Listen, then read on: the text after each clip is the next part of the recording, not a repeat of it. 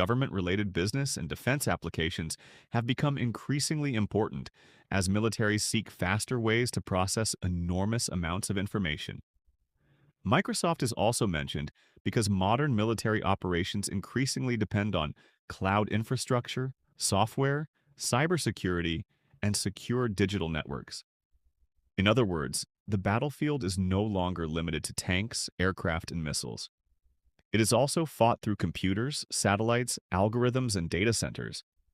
And then there is an industry that is often overlooked: shipping. If the Strait of Hormuz becomes dangerous or disrupted, commercial vessels may be forced to change routes. Longer journeys mean higher costs. Higher risks mean higher insurance premiums. And limited shipping capacity can push freight rates higher. It points to tanker operators such as Frontline and Scorpio Tankers as examples of companies that can benefit when tanker rates rise. But once again, there is a darker side. A shipping company may earn more. A consumer may ultimately pay more. That is the uncomfortable economics of modern conflict. War can destroy infrastructure while simultaneously creating demand for the companies needed to replace weapons, secure networks, transport energy, and rebuild military capabilities.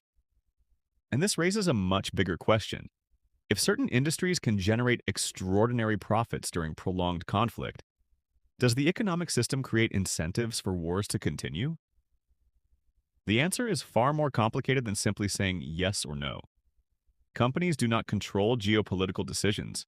Governments, militaries, and political leaders make those decisions, and war can also destroy businesses, disrupt production, damage infrastructure, and create enormous economic losses.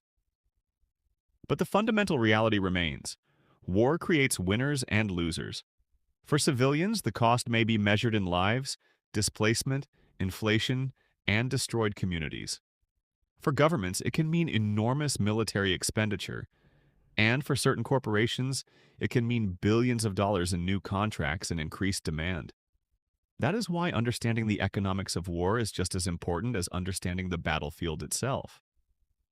Because behind every missile launch, every disrupted oil route, every intelligence operation, and every military contract, there is an economic chain reaction.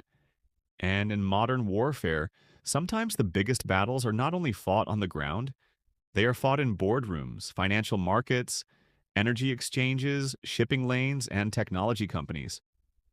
The real question is not simply who wins the war, it is also who profits from it.